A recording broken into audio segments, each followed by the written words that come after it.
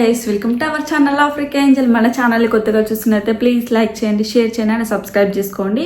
So మన subscribers వచ్చి చాలామంది కమెంట్ చేస్తున్నారు. సో ఆఫ్రికాలో జడలు వచ్చేసి డిఫరెంట్గా చిన్న చిన్నగా అల్లుకున్నారు కదా, వాళ్ళు ఎలా వేసుకుంటారు ఒక వీడియో అయితే పోస్ట్ చేయమన్నారు. ఆఫ్రికాలో జుట్టుకి ఇన్ని డిజైన్లు ఎందుకు వేస్తారో తెలుసా? ఒక్కో హెయిర్ స్టైల్ వెనుక అయితే ఒక్కో కథ ఉందంట.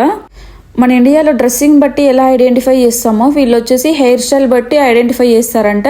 అంటే వాళ్ళ వయసు ఏంటి, వివాహం అయిందా లేదా, అలాగా మన హెయిర్ చూసి వీళ్ళైతే ఐడెంటిఫై చేస్తారంట ఎలా ఉంటుందని చెప్పి. వీళ్ళ జుట్టు అనేది స్టైల్ కోసం మాత్రమే కాదు, ఇక్కడ కల్చర్ ఎక్స్ప్రెషన్ కూడా అంట. సో అంత మెయిన్ ఇంపార్టెంట్ ఇస్తారు. అందుకే వీళ్ళు ఎక్కువ మనీ అయితే స్పెండ్ చేసి మరి ఇలాగ జుట్టు అయితే వేయించుకుంటారు.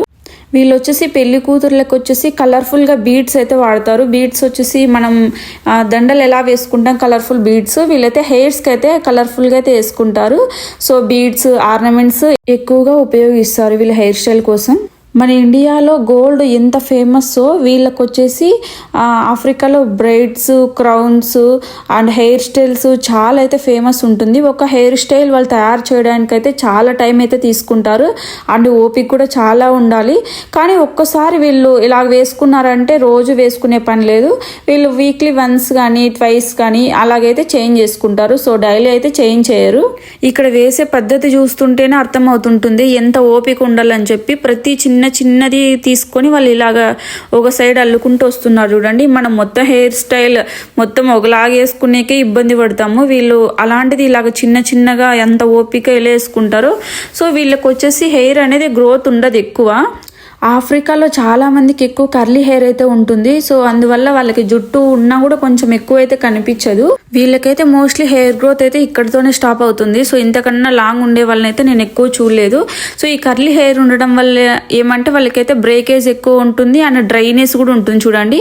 సో వీళ్ళ హెయిర్ మన హెయిర్ కంపేర్ చేసుకొని ఒకసారి చూడండి. మన సైడ్ కూడా కర్లీ హెయిర్ ఉంటుంది కానీ ఇంత డ్రైనెస్ అయితే ఉండదు.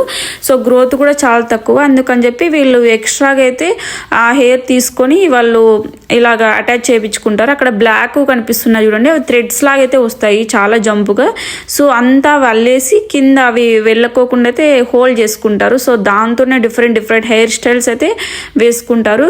సో మన వీడియోస్లో అన్నీ చూస్తే అబ్జర్వ్ చేస్తే చాలా హెయిర్ స్టైల్స్ అయితే కనిపిస్తాయి మీకు ఎలా ఉన్నాయి అని చెప్పి. ఆల్మోస్ట్ ఈ హెయిర్ స్టైల్ వేయడానికి నేను గమనించిన దాని ప్రకారం ఒక 3 hours అయితే పట్టింటుంది.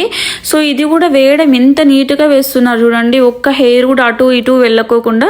సో వన్ సైడ్ అంతా వేస్తే ఇలాగ అయిపోయింది చూడండి. ఆ కింద కూడా అది స్టైల్ నార్మల్గా స్ట్రైట్గా తీసుకోలేదు, దాన్ని కూడా డిఫరెంట్ హెయిర్ స్టైల్గా తీసుకున్నారు చూడండి. ఇలాగ ఒక సైడ్ కంప్లీట్ అయిపోయింది. సో 2 sides వేస్తే ఇలాగ ఫస్ట్ చిన్న వల్లింటారు కదా, సో అవన్నీ కంబైన్ చేసుకొని ఇలాగ పెద్దగా అయితే తీసుకొని వేశారు. సో చాలా బాగుంది కదా వెరైటీగా. కింద వచ్చేసి 2 అటాచ్ చేయించుకుంది కాబట్టి మనకేం పెద్ద డిఫరెన్స్ అనిపించలేదు. సో నార్మల్గా అయితే వీళ్ళు చాలా అటాచ్ చేయించుకుంటారు కింద వచ్చేసి. సో ఇదంతా అయిపోయిన తర్వాత కింద అయితే డిఫరెంట్ కలర్స్ అయితే యాడ్ చేయించుకుంటారు. బీడ్స్ ఉంటాయి కదా, సో ఆ బీడ్స్ అయితే యాడ్ చేయించుకుంటారు. హెయిర్ స్టైల్లో మనతో కంపేర్ చేసుకుంటే వీళ్ళకే చాలా ఓపిక ఎక్కువ ఉంది అనిపిస్తుంది నాకైతే. సో మనం అయితే డైలీ 2 times అయితే వేసుకుంటాము, వీళ్ళు డైలీ ఏం వేసుకోరు కాబట్టి అలాగ అనిపిస్తుంది అనుకుంటా. సో దట్టు అంత టైట్గా వేసుకోవడం వల్ల అయితే వీళ్ళకి ఏం పెయిన్ ఉండదంటే, ఎందుకంటే వాళ్ళకి చిన్నప్పటి నుంచి అలవాటు అయిపోయి ఉంటుంది. సో ఇక్కడ చూడండి డిఫరెంట్ హెయిర్ స్టైల్స్ వీళ్ళు కలర్స్ అయితే వేయించుకున్నారు. సో ఇలాగ చాలా డిఫరెంట్గా ట్రై చేస్తారు. వీళ్ళ హెయిర్ స్టైల్ మాత్రం నాకు చాలా బాగా నచ్చుతుంది. సో కొంచెం వెరైటీగా ఉంటే వీడియో మాత్రం కంపల్సరీ తీసుకుంటాను. సో అక్కడైతే తీసుకోవడానికి వీలైతే. సో ఇది ఇక్కడ బయటకు వెళ్ళినప్పుడు నేను ఈవినింగ్ టైంలో అలాగ వెళ్ళాము, చాలా బాగా అనిపించింది view. So sunset, birds, evening time, ఆ వాటర్, ఆ ప్లేస్ చాలా బాగా అనిపించింది. బట్ ఎక్కువ ట్రాఫిక్ అయితే ఉంటుంది ఈ ప్లేస్లో. సో కిందికి దిగడం అయితే కుదరదు. నార్మల్గా బైక్లో అలాగే వెళ్తే ఓకే, అలా వాక్ చేసుకుంటూ వెళ్ళొచ్చు. నాకైతే చాలా బాగా ఇష్టం బ్యారేజ్ పక్కన. ఈవినింగ్ టైంలో అలా బయటికి వెళ్తే ఎక్కువ బర్డ్స్ అయితే కనిపిస్తాయి. కొంచెం ఓపెన్ ప్లేస్ అలా ఉన్న దగ్గర అయితే చాలా బాగా కనిపిస్తాయి. ఇంకా మన ఛానల్ ఎవరైనా సబ్స్క్రైబ్ చేసుకోకుంటే ప్లీజ్ సబ్స్క్రైబ్ చేయండి, లైక్ చేయండి అండ్ బెల్ ఐకాన్ అయితే క్లిక్ చేయండి. సో చెప్పలేదని కమెంట్ చేయకుండా మాత్రం ఉండకండి, కమెంట్ కూడా చేయండి ఖచ్చితంగా. Thank you for watching this video.